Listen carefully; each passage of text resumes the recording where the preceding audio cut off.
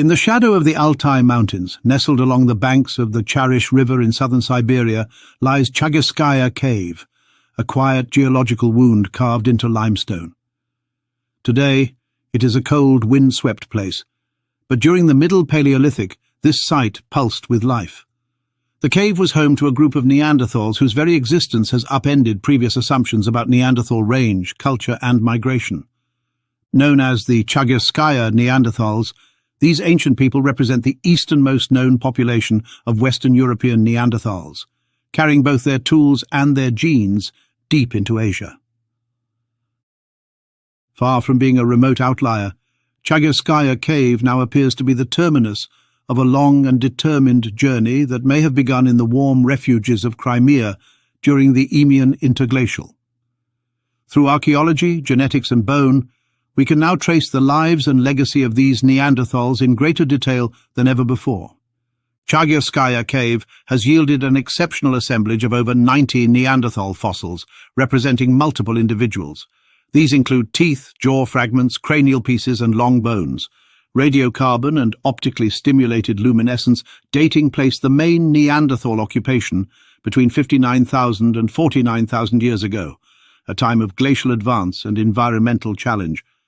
But it is not only the bones that matter. Alongside these human remains were found more than 90,000 stone tools, an astonishing cache that shows striking cultural continuity with Central and Eastern European Micoquian tool traditions.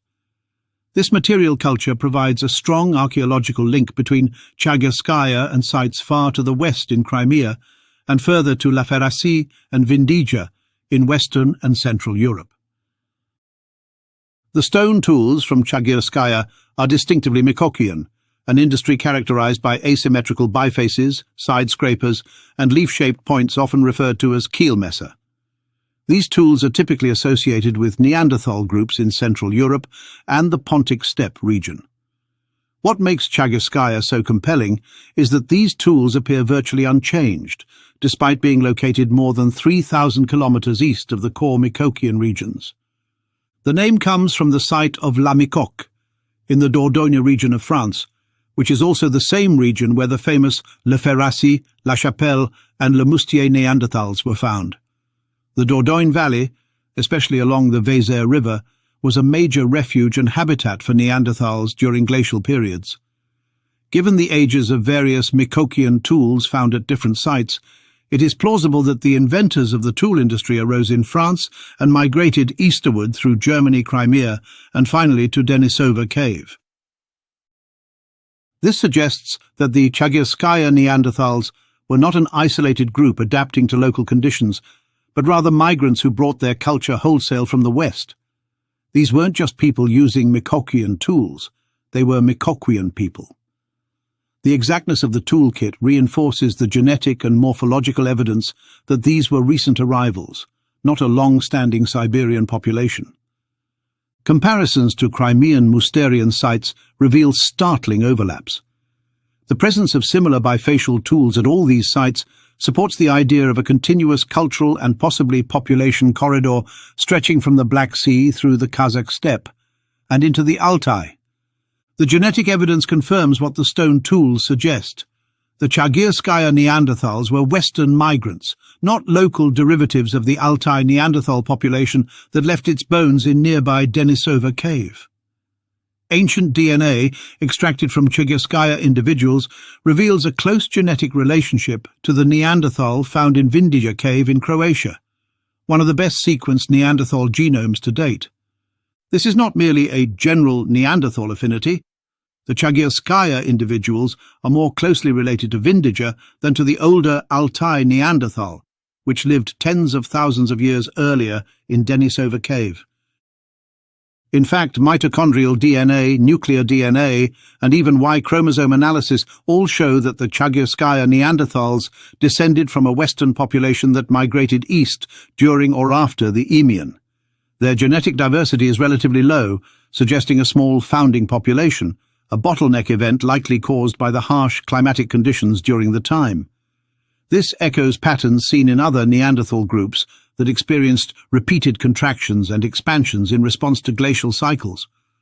Moreover, the Chagyrskaya genome shows no significant admixture with Denisovans despite their proximity to Denisova Cave. This reinforces the idea that the two populations remain genetically distinct, possibly separated by time, culture, and ecology. Skeletal fragments from Chagyrskaya show hallmark Neanderthal traits: thick cortical bone, large brow ridges, a sloping forehead, and a projecting midface. Their dental patterns include molars with large roots and heavy enamel wear, consistent with both dietary adaptation and the broader Neanderthal pattern across Europe. Perhaps most telling are the postcranial elements.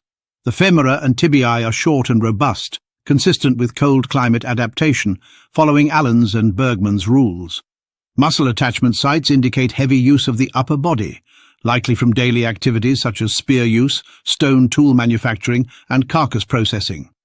These features strongly align with Neanderthals from La Ferracie in France, another classic Neanderthal site with multiple burials. While the Chagyrskaya bones are more fragmentary, the similarities in robustness, limb proportions, and dental features suggest a shared population history.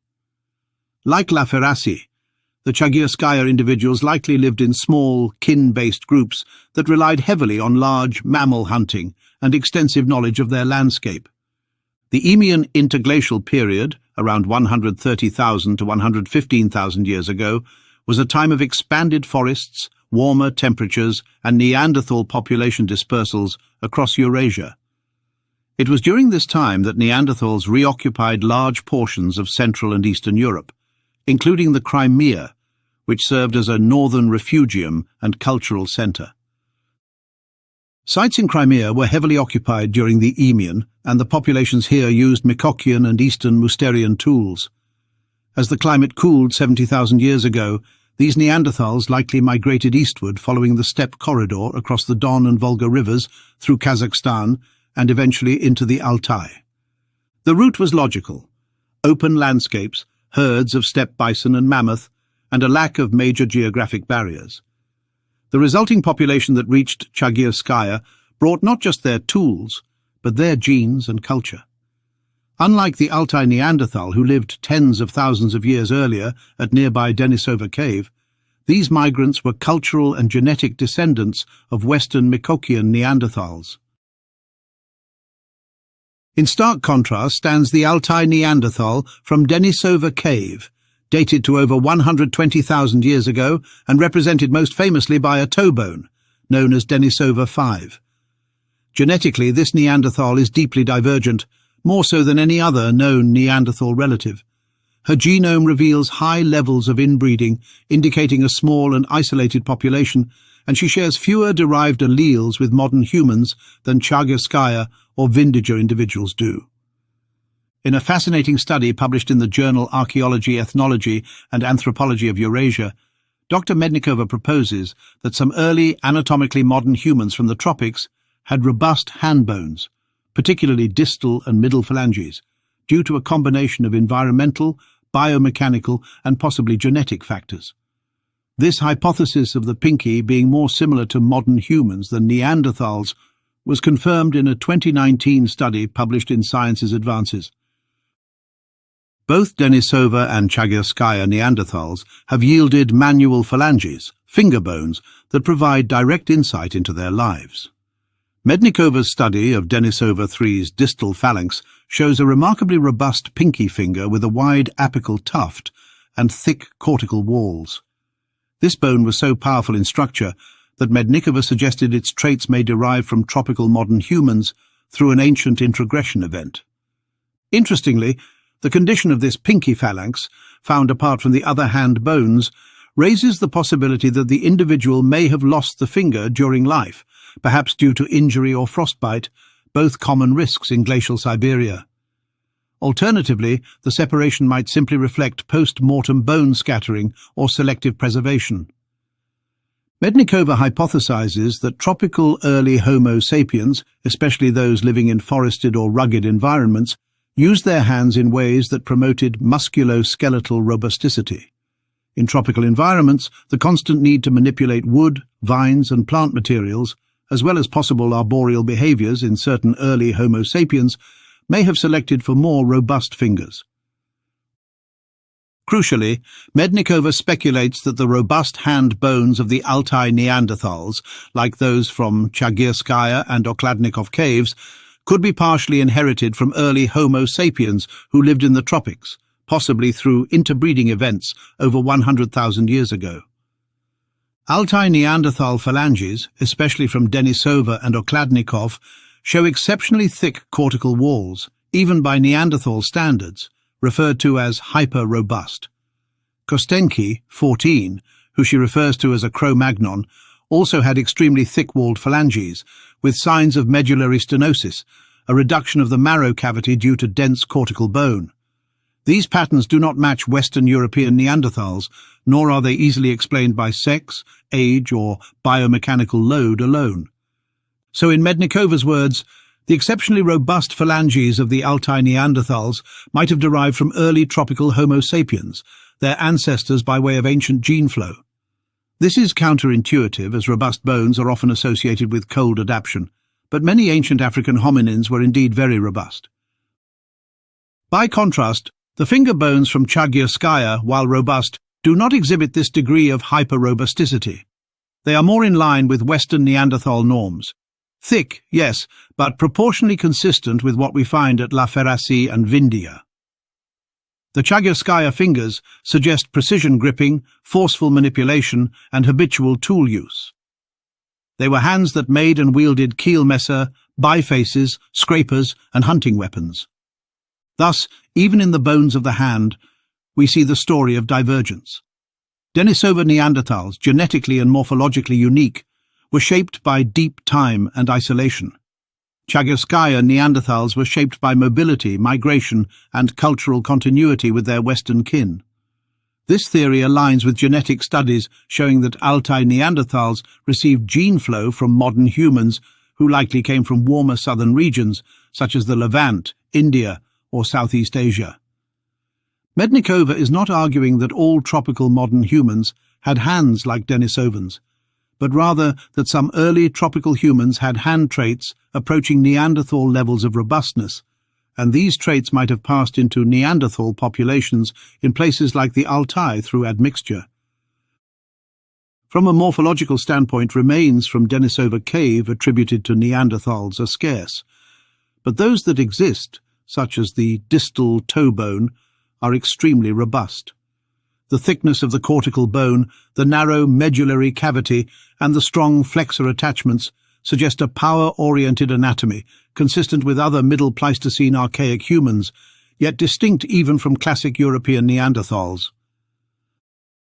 The Denisova Neanderthal appears to belong to a long-isolated eastern population, possibly more conservative in behavior and more genetically stable over time. Her genome shows no trace of Mikokian ancestry or gene flow from Western groups, highlighting how unique the Chagyrskaya migration really was.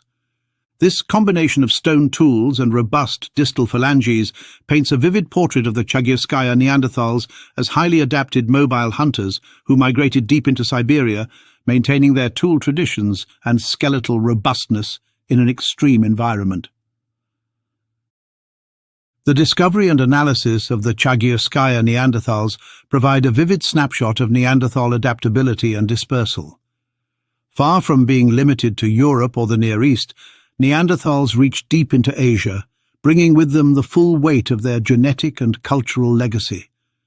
Through stone tools, skeletal morphology, and ancient DNA, we now know that the Chagyrskaya Neanderthals were the easternmost outpost of Western Neanderthal populations, a living bridge between La Ferracie, Vindia, and the shadowed edges of Siberia.